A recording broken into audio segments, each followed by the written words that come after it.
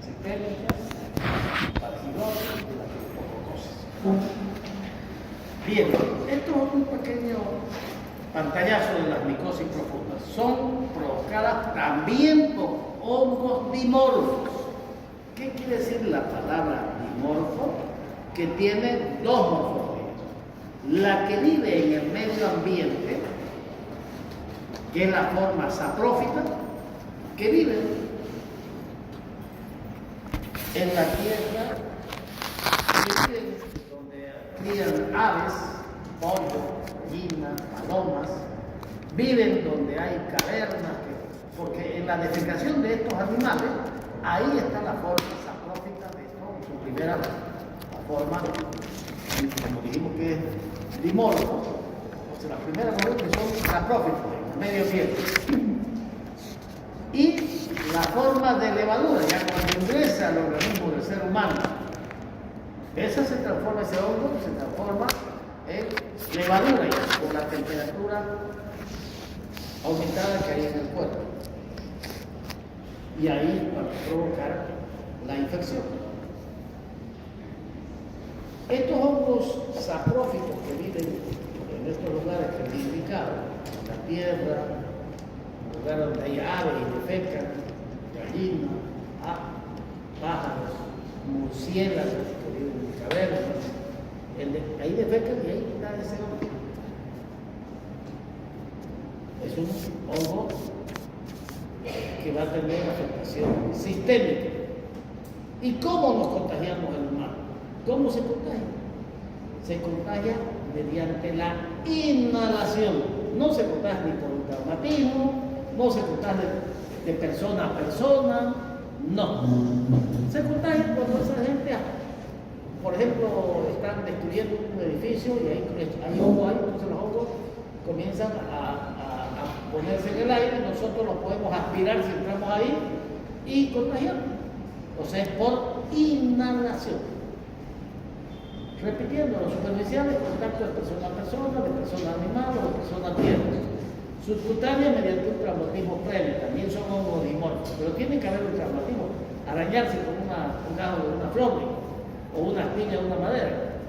Y las profundas, ninguna de estas formas, es por inhalación. Como la tuberculosis pulmonar. ¿Cómo se contagia? Pero de persona a persona. Esta no se contagia de persona a persona. No hay contagio interpersonal de ninguna micosis profunda. Es contagio de los hongos que están en el medio ambiente, en los lugares que he indicado, y por vida inhalatoria. ¿Cuál vamos a estudiar? La histoplasmosis, la paracoccidioides.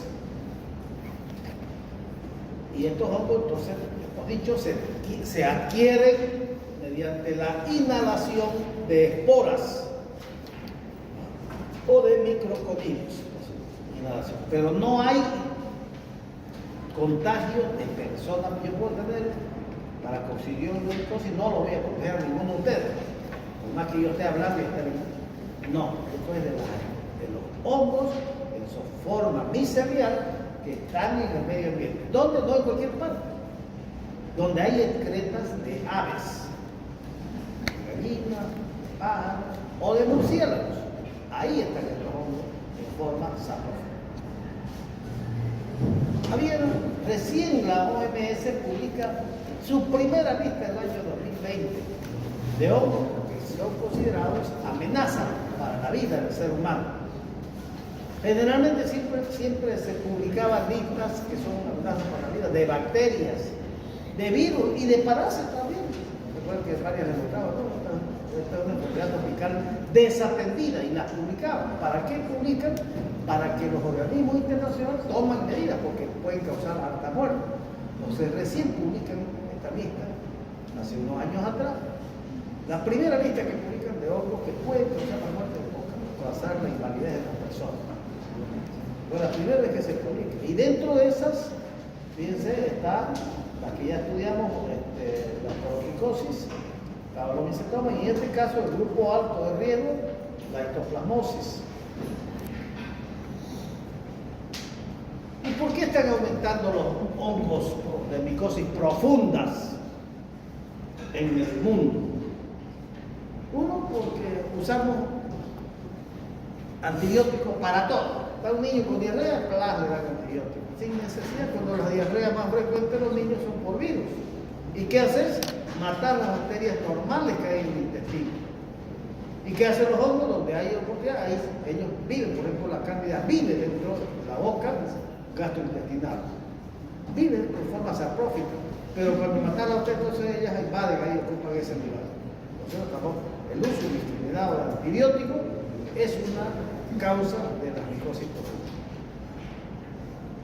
La otra causa es que comiencen a aparecer nuevos medicamentos, quimioterapéuticos, inmunosupresores, y estos también matan y eso hace que las micosis profundas aumenten. Entonces ya dijimos que la forma de contagio de la micosis profunda, lo vamos a repetir varias veces, es por inhalación de esporas o de microorganismos. En cualquier lugar, no. Generalmente en lugar donde hay excrementos de aves o de murciélagos o en la tierra, en otros hongos.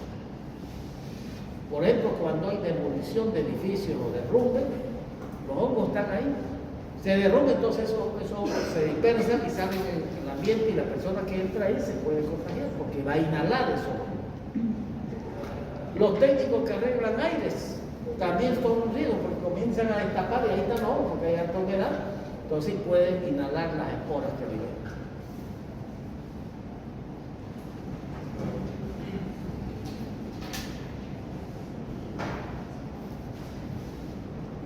Esto lo vamos a repetir varias veces. Cuando nosotros entramos a un lugar donde hay altos hongos, digamos, puede ser que se vayan al campo y entren a unos túneles, digamos, ahí viven estos hongos. Y por mala suerte estaban tirando una limpieza y entonces los hongos comienzan a esparcirse en el aire, ustedes entran y van a inhalar esas esporas. Y esas esporas se van a entrar. ¿Y dónde van a ir? A los pulmones. ¿Y ustedes se van a enfermar? No. Si son todos, estamos acá sanos, generalmente esta es una enfermedad asintomática y autolimitada. Es decir, no va a pasar nada. Como es la tuberculosis, si vos estás con uno, por más que te tosa de frente un tipo, si vos estás bien nutrido, no te vas a enfermar. Se queda ahí, hace una prima infección. Lo mismo ocurre con los hongos. O sea, si la persona es inmunocompetente, no tiene un factor de riesgo, acá todavía no hay. No. Está viendo amarillo. Cuando una persona entra en contacto con estos hongos y es una persona que tiene una depresión inmunológica, por decir un ejemplo, un trasplantado, o un paciente que tiene cáncer y que está recibiendo quimioterapia y entra en contacto con el hongo, ese puede enfermarse. ¿Por qué? Por su defensa tan baja. O también, de repente, cada uno de nosotros lo tenemos el hongo en nuestro organismo, pero estamos sanos. Pero si por desgracia en la vida nuestra defensa baja por algún problema, esa se puede reactivar igualito que la tuberculosis. Y se puede dar la micosis profunda, que es a veces grave y que puede causar la muerte. Entonces vamos a comenzar hablando de la histoplasmosis. ¿Qué es la histoplasmosis? Es una enfermedad micótica profunda causada por el Mycoplasma capsulatum, que es un hongo dimorfo. Es decir, tiene doble cuerpo. Vive sapróficamente en el medio ambiente y cuando ingresa al organismo se transforma en levadura y se vuelve patógeno. ¿Quiénes van a contraer histoplasmosis? De acuerdo a lo que han escuchado bien. ¿Quiénes van a contraer histoplasmosis? Vamos a repetir hartas veces. ¿Quiénes van a contraer? Lo que a veces uno habla no entiende. Se ha repetido 500.000 veces. Las personas que van a entrar pues a estos lugares donde está el hongo, de forma sacrófita, en las cavernas, en los granjeros que trabajan criando pollos, gallinas, porque ahí está pues el hongo, ahí entonces ellos pueden inhalar. En esa persona, acá no hay, para no ser que estén derrumbando una de estas cosas, entonces ahí el hongo puede pulverar el área y ahí afectar. Entonces, ¿quiénes van a ser? Los que estén en contacto con el hongo. ¿Quiénes están? Los que trabajan pues con gallineros, crían gallinas o pájaros o entran a las cavernas. ¿Es contagiosa la toxicosis? ¿Es o no? Pues si acabamos de decir hartas veces, lo he repetido, no es contagiosa. ¿Es una enfermedad infecciosa? Sí, porque es provocada por uno, pero es contagiosa de persona a persona. No. No es porque yo hable y elimino, yo no elimino mismo. Por más que yo esté enfermo y elimino, no me voy a contagiar. Se contagia del medio ambiente mediante la inhalación de las esporas. No hay contagio interpersonal. ¿Dónde se encuentra la ectoplasma capsular? ¿Dónde lo vamos a encontrar?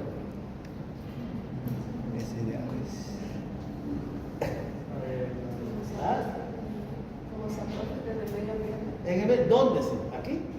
No, en las zonas húmedas.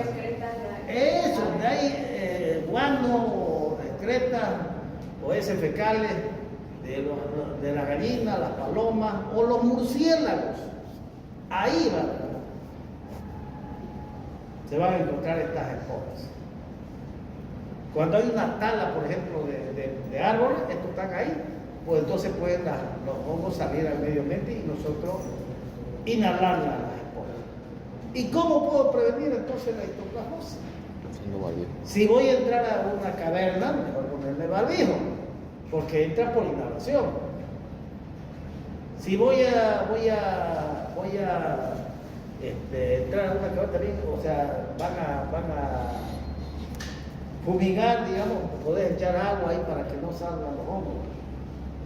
Pero lo fundamental es fumigar, si vas a entrar antes, o en los talleres de aire ponerse un barbijo, para que no absorban las esporas. Entonces, esta es una enfermedad o una infección. ¿Cuál es la diferencia entre infección y enfermedad?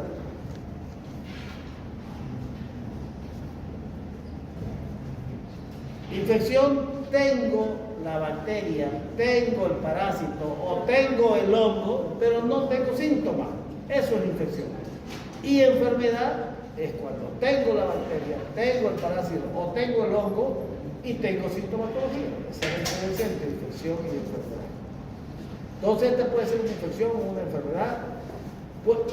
¿Puede ser aguda? Sí.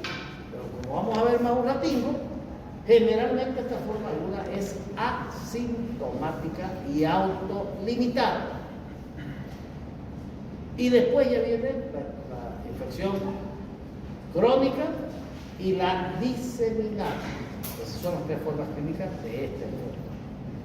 Volvemos a repetir por enésima vez. Es una enfermedad infecciosa, pero no hay contacto interfamiliar. No hay contagio de persona a persona, por más que esté esa persona enferma. Entonces la OMS publica su primera lista de hongos considerados amenaza para la salud y está la histoplasmosis que no está hablando. Esto es la primera lista que publica la Organización Mundial de la Salud, que son una amenaza para la salud. ¿Para qué? Para que tomen medidas y disminuyan los casos de esta enfermedad. Y esta enfermedad lamentablemente es más frecuente en países en vías de desarrollo como nuestro país. En la etiología es el histoplasma capsulático. Volvemos a repetir, un hongo dimorfo, porque tiene dos morfologías. Vive como saprófilo en su forma micelial en los lugares, en el caso de este hongo, en las cavernas o donde hay heces de murciélagos, de pájaros o de aves.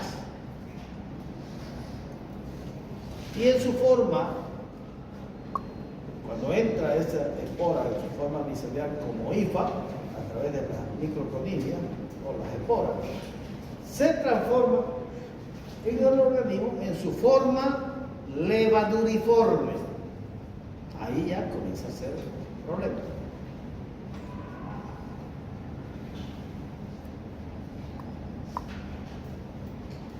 ¿Cómo ingresa? De todas maneras vamos a adelantar un poco. ¿Cómo ingresa? Yo entro a una caverna o a un lugar donde ha habido un pequeño, están refaccionando la casa y están harto polvo, y ahí hay humedad y están los hongos ahí saprófitamente.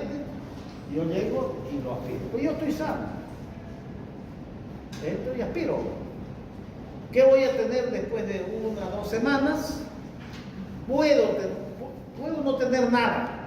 O puedo tener como un dengue, fiebre, un poquito de dolores musculares, dolor de cabeza, ¿qué será? Tomo mi paracetamol, es dengue, o es influenza, y pasa. Y quizás fue una histoplasmosis o cualquier otro hongo sistémico.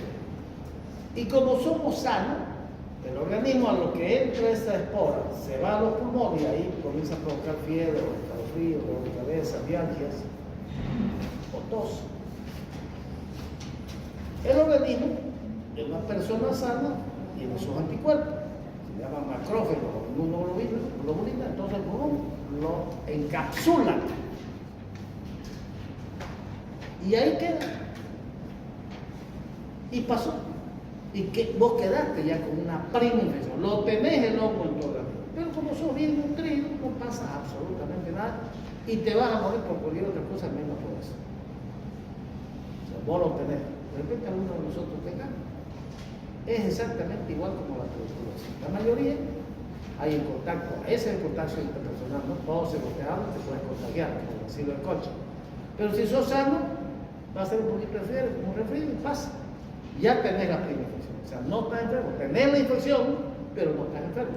Lo mismo ocurre con los hongos, que se adquiere la micosis profunda. Si el paciente es inmunocompetente, no está enfermo, no pasa nada. Miren, lo tiene aquí.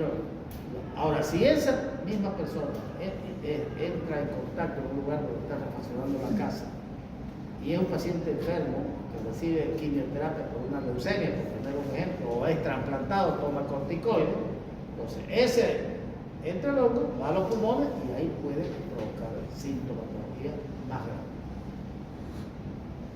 Esa es la forma inicial, se llama la primo-infección. Cuando ya vos sos inmunocompetente, lo tenés ahí la cosa, pero por azar de la vida te pones enfermo con enfermedad grave, por ejemplo, te dio VIH, ahí ese hongo que estaba ahí en tu organismo, que lo había tu defensa, lo había encapsulado, puede reactivarse y ahí las cosas se ponen feas.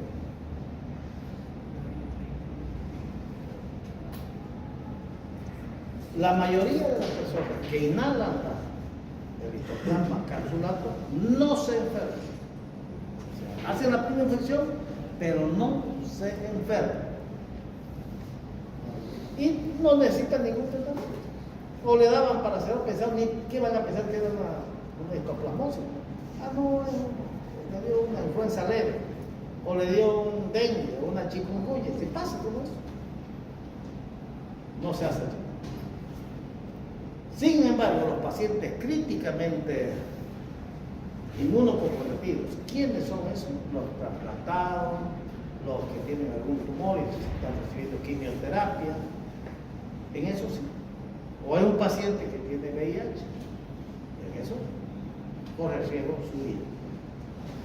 La transmisión, estamos repitiendo altísimas veces, es por la inhalación de esporas o de microconidios. Inhalación. No hay contagio interpersonal. ¿Dónde hay más riesgo de infección? Cuando hay la tala de los árboles. Están ahí los árboles. Entonces vos talás los árboles y esos hongos comienzan a liberarse al medio ambiente, al aire. O cuando hay demolición de edificios, comienza a esparcirse a todo el barrio los hongos que estaban ahí en los edificios. O las personas que decimos que trabajan con aire acondicionado. Esto es lo que ilustra más o menos la fisiopatología. Fíjense dónde está esto. Estos son los micelios, las IFAS. Aquí ven los murciélagos y aquí los criaderos de aves. Entonces estos defecan, ahí esto está harto, puede haber harto histoplasma o otra micosis profunda. En este caso micopalato. Estas son las IFAS. Estas están en formas saprófitas ahí en el medio ambiente, no causan daño a nada. Entonces nosotros si entramos a uno de estos lugares donde hay aves y defecan, estas van a liberar al medio ambiente esporas o microconillas, que son estas cositas. Nosotros la inhalamos. ¿Y dónde se va a ingresar? A los pulmones. Ahí tu cuerpo vienen los macrófagos y lo atacan y lo engloban, lo encapsulan. Y entonces hay una pequeña reacción ahí, antígeno-anticuerpo, antígeno-cerebro, anticuerpo de nuestras defensas propias, y te va a dar un poquito de fiebre, escalofrío, dolores musculares, y va a pasar. Se lo achacan a un dengue, o una chikungunya, o una influenza, y ahí se queda. Pero puede hacer una reacción igual como la tuberculosis y comienzas a verse ganglios ahí alrededor parahidial, y se queda ahí. Cuando la defensa va, se puede transmitir por vía sanguínea, por vía linfática, a diferentes partes, incluyendo la cabeza. Se van a todos lados. Pero normalmente no pasa nada si es una persona inmunocompetente. Esto es lo mismo. Esta es considerada la micosis respiratoria más frecuente del mundo. No estoy hablando de enfermedad respiratoria. La enfermedad respiratoria más frecuente del mundo es la neumonía y la bronquiolitis en los niños. Estoy hablando de la micosis respiratoria. No estoy hablando de enfermedad respiratoria. De la micosis respiratoria más frecuente del mundo. Es esta que estamos reconociendo, que se llama histoplasmosis, que es causada por capsulato. ¿Y cómo se adquiere? Por inhalación de las esporas. ¿Dónde? En lugares donde hay heces de gallinas, de aves, de murciélagos. Fíjense cómo, y este artículo publicado en 2008, había 40 millones de enfermos, no de infección, enfermos que tienen el histoplasma capsulato y tienen sintomatología pulmonar, cutánea, cerebral, la mayoría son respiratorias y cutáneas. 40 millones. Y por año, en este estudio, 200.000 casos nuevos por año. O sea, alto. Por eso ya hicieron esta lista de locos para tomar medidas y evitar que maten personas.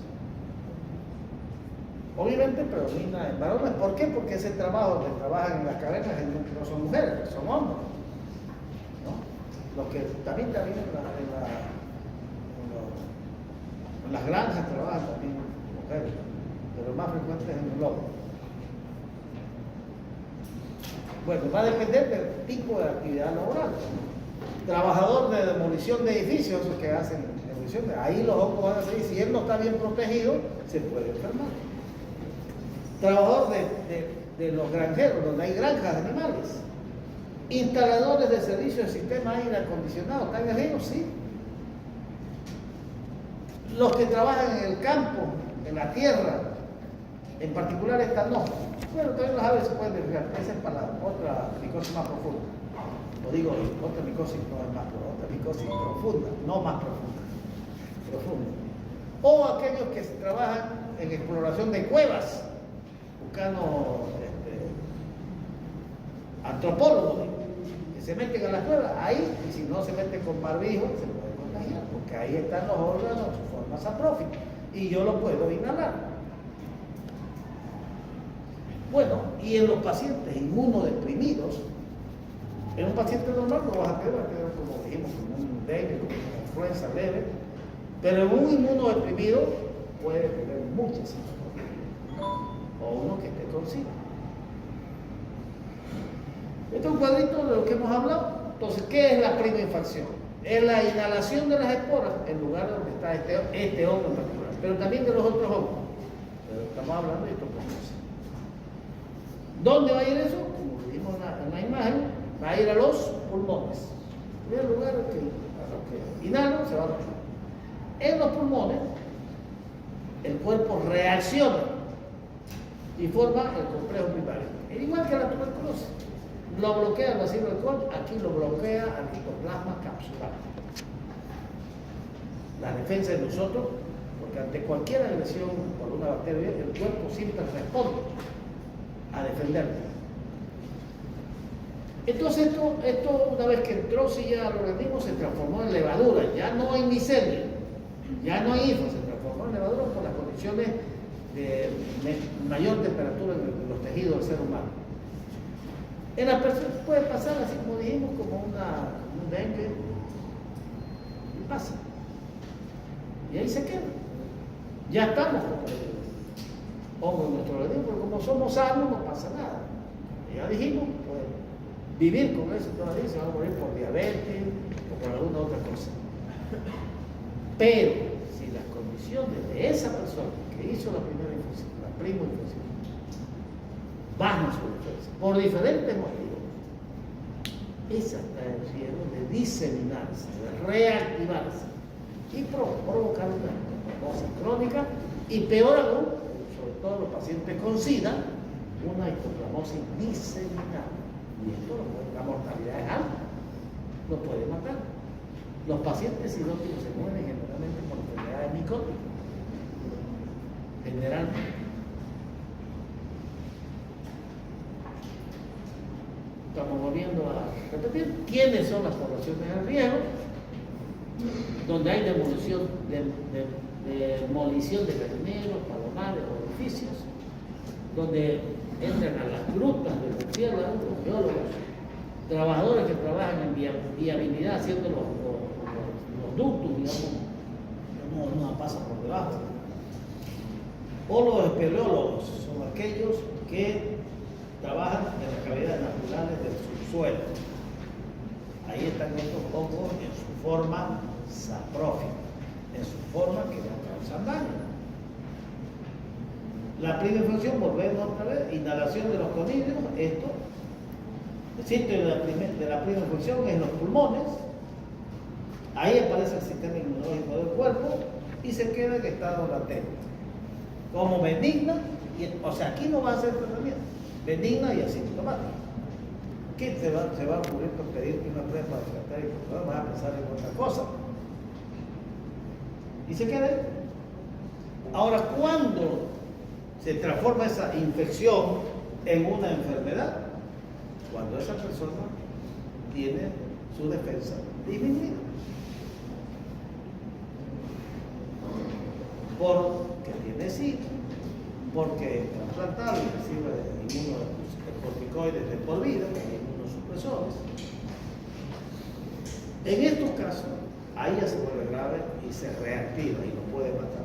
La mortalidad, le dije, es alta. Del 21 al 53% se vuelve alta. La histoplasmosis enfermedad, ¿cómo la podemos clasificar? La aguda, digo que es autolimitada cuando ingresa, pero ya de ahí podés hacer una histoplasmosis pulmonar crónica, es decir, tiene antecedentes que ha tenido un problema respiratorio crónico y ahí se reactivó este histoplasma y va a causar como una tuberculosis, va a ser una caverna, va a haber infiltrado, ahí hay que hacer tratamiento. Y el tratamiento es largo como la tuberculosis, más largo incluso por el tratamiento de la tuberculosis de 6 meses. En esto el tratamiento es 1 año con antimicótico. La droga de lesión es el itraconazol para esta forma clínica. La otra forma clínica es la diseminada. Esa en quienes se presenta, sobre todo, y hay trabajo ya, en pacientes que tienen VIH o SIDA, síndrome de inmunodeficiencia adquirida, o VIH, llamada. Esta diseminada puede ser aguda, puede ser subaguda o crónica. La diseminada.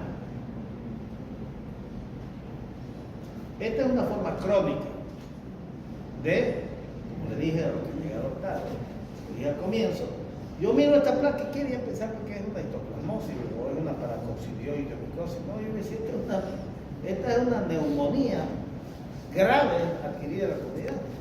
Y si tiene antecedentes que hay alguien ahí, yo digo, hasta puede ser tuberculosis, pero más frecuente si es una infección bacteriana, pero no por decirlo, digo una neumonía. Y adquirida de la comunidad, se llama la neumonía bacteriana.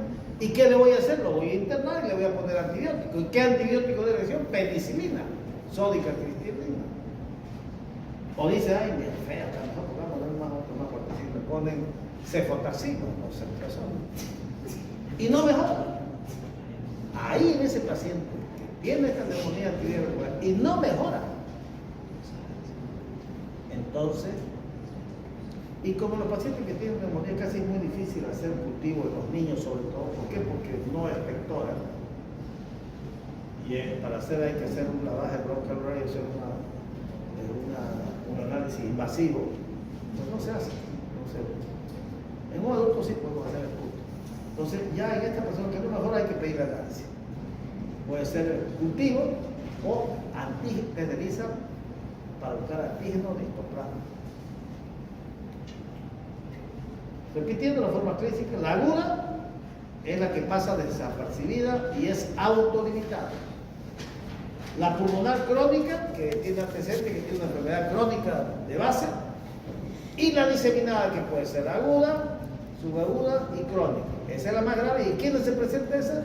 En pacientes inmunodeprimidos, especialmente en pacientes con HIV.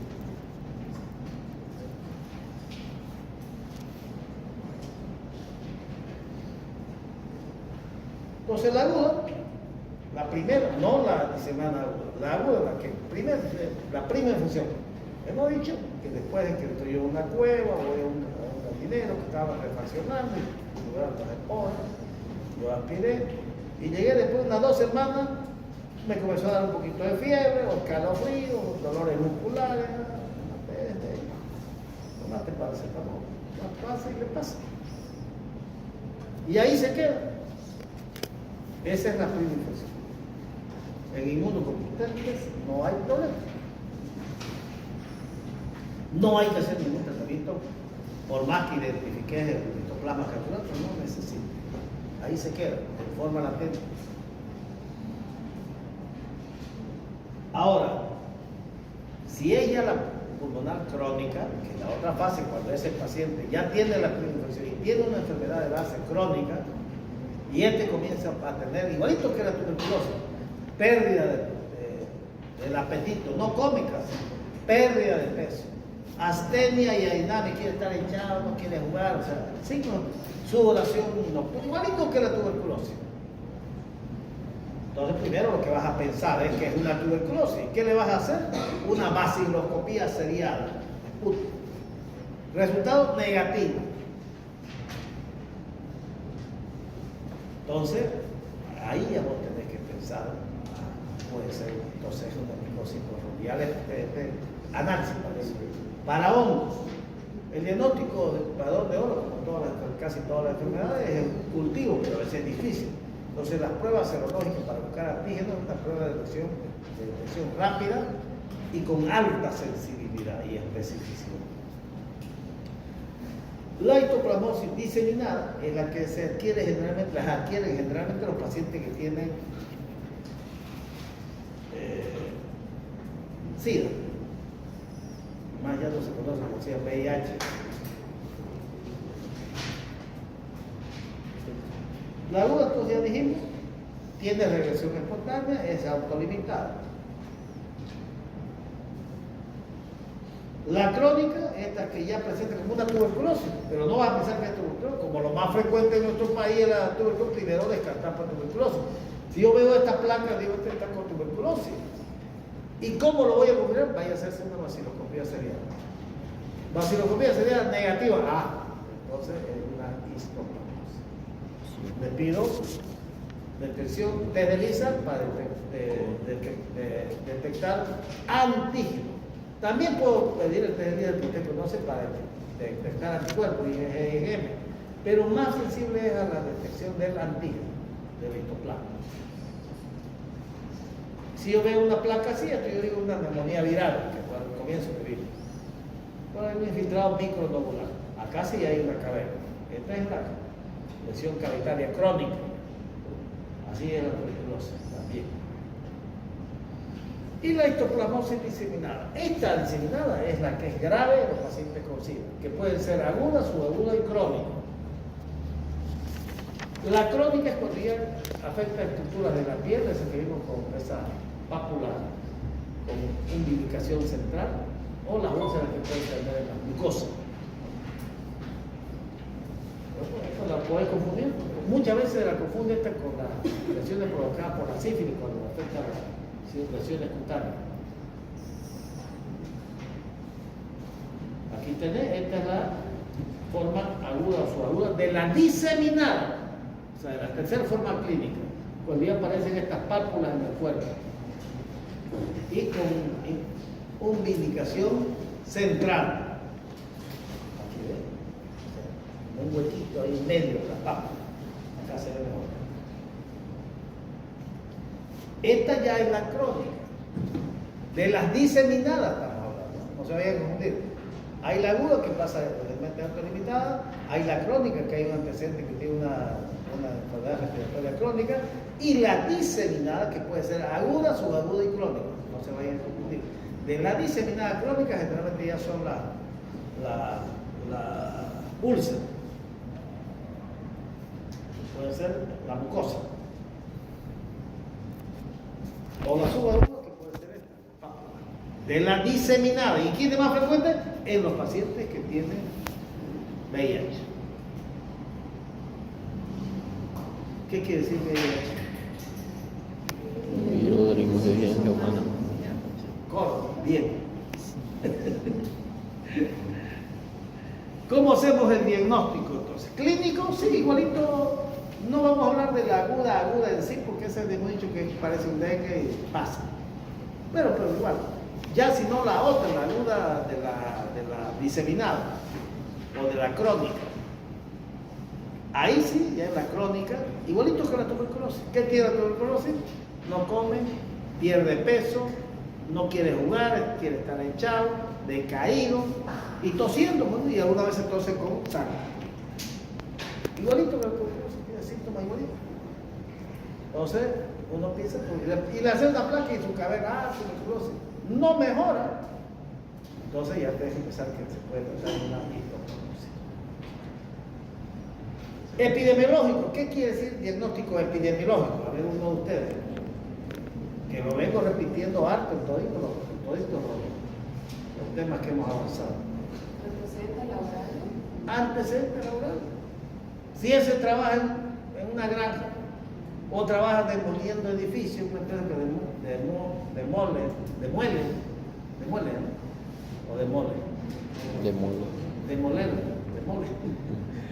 de edificio, entonces el antecedente epidemiológico es importante. ¿Cómo hago yo el diagnóstico de tuberculosis? Por el antecedente epidemiológico. Obviamente, tosiendo hace mucho tiempo, escupió sangre. El antecedente epidemiológico, ¿qué sería de un tuberculoso? Importantísimo.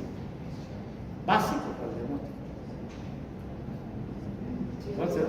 Si estuve en contacto con otra persona. El contacto con una persona tuberculosa, pues, sí dice, tiene su hermano con tuberculosis, claro, ahí lo visita, pues, ¿no?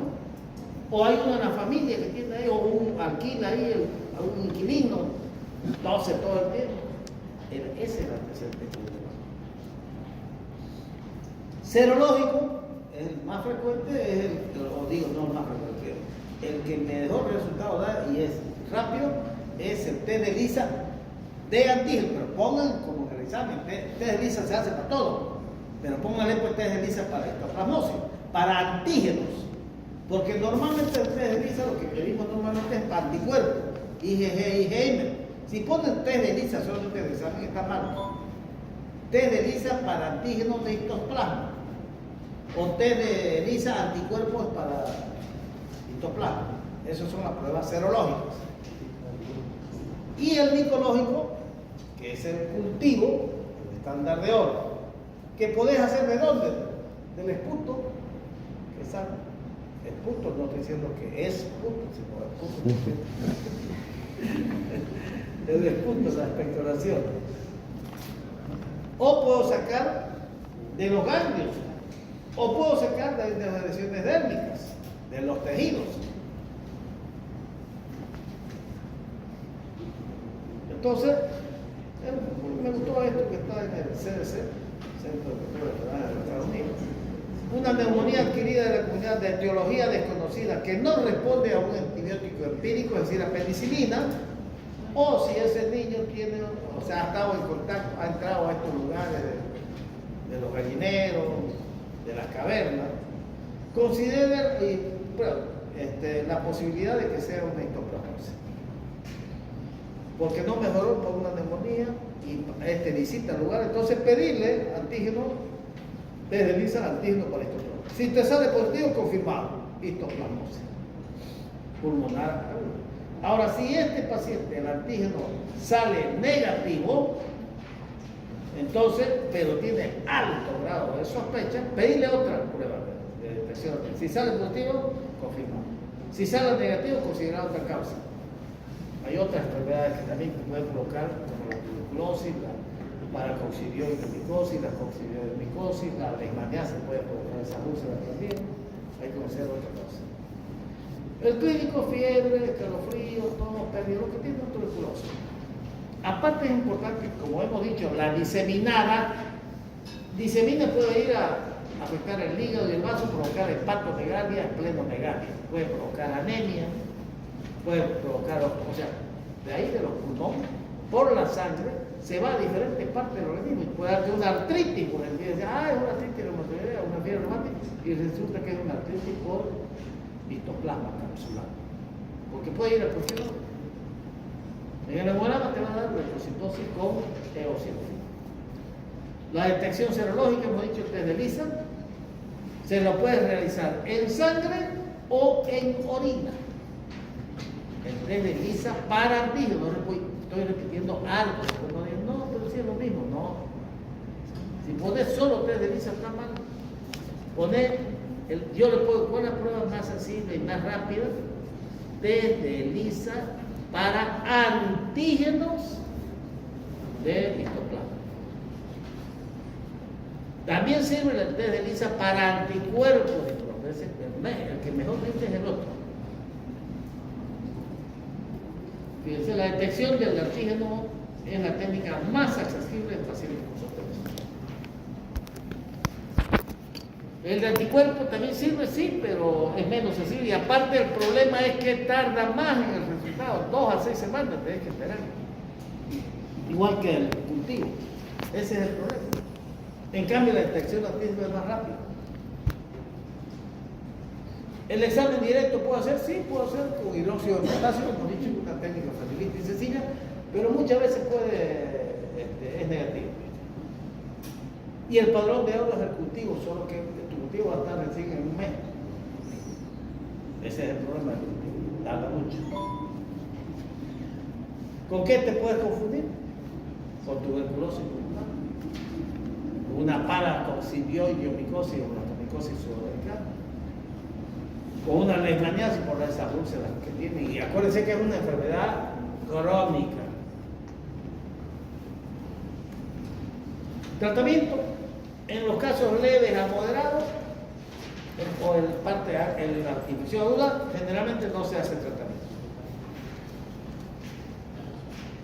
En los casos moderados y crónicos, la droga de elección, el itraconazol. Siempre que utilicen o vengan a escuchar que alguien está recibiendo itraconazol y va a recibir mucho tiempo, tienen que siempre pedir o hacer seguimiento por función renal. Urea creatinina. Entonces el tratamiento se hace 200 miligramos 3 veces al día durante 3 días y luego 200 miligramos 2 veces al día por 1 año.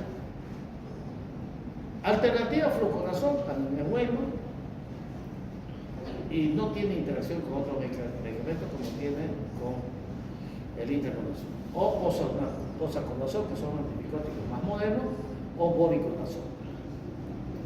En los casos graves, estamos hablando de los casos graves, ya estamos hablando de la histoplasmosis por diseminación. ¿Quién es más frecuente? Les puedo preguntar, ¿quién es más frecuente la histoplasmosis por diseminación? En pacientes con HID. En esos casos, la droga de elección ya no es el itraconazol. La droga de elección es la fosfodiesterina B. liposomal.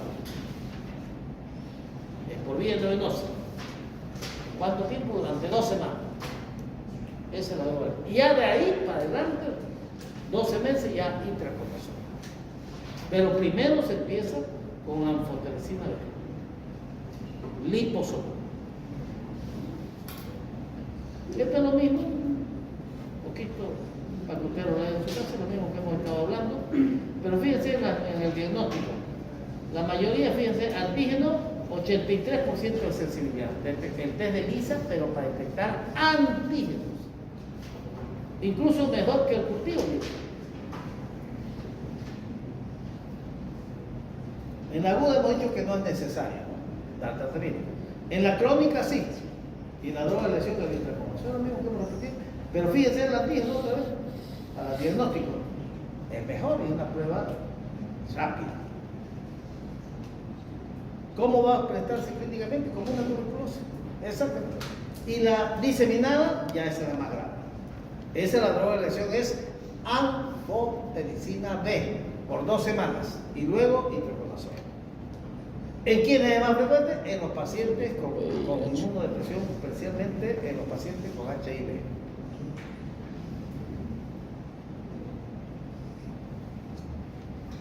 Esta es otra complicación de la diseminada, una linfadopatía mediastínica del corazón.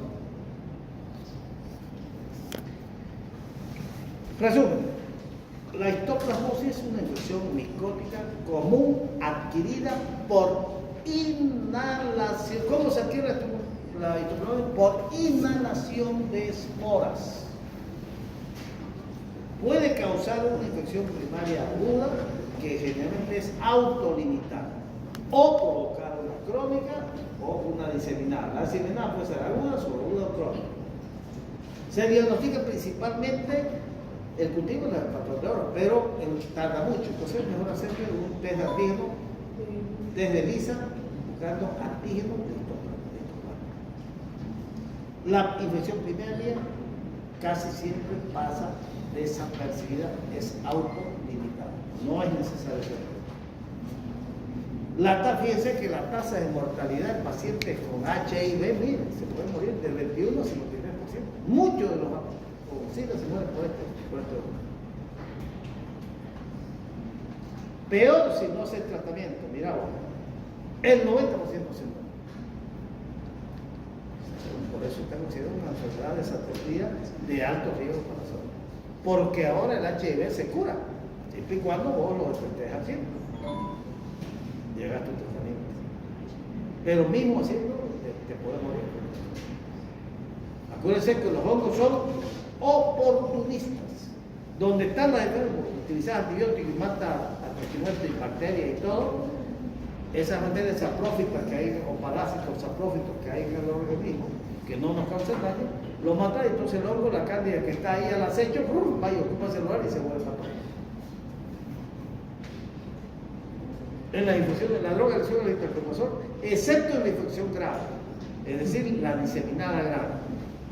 En esa utilizar anfotericina B, mejor si tenés la liposomal. 3 miligramos por kilo, 2 semanas y luego pasás a intracorazón durante 12 meses. Esta es cuando pones la caja de PET, así que como el algodón puede ser.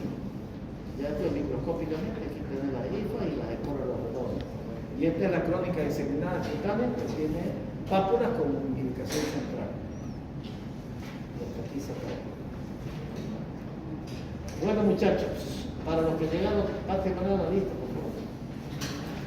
Para los que llegaron tarde, ya la habíamos programado para esta, o sea, no, pero no habíamos dicho, aunque no se programó, porque el examen iba a ser el